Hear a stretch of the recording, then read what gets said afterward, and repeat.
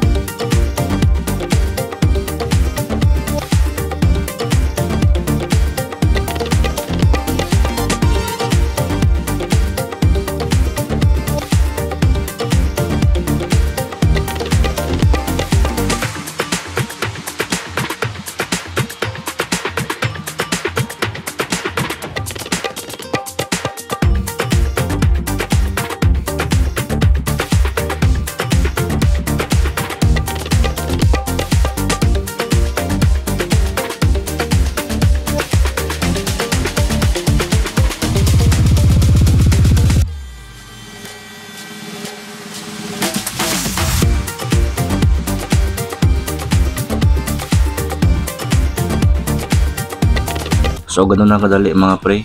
Ang ginagamit ko kasi dito is Windows 10 na PC. Magamit na rin ako ng touchscreen na monitor para mas mabilis ko siyang galawin. So tatouch ko na lang siya kung babagawin ko yung ilaw, babagawin ko yung design. So kahit sa laptop pwede ito, kaya mas maganda to mga pre.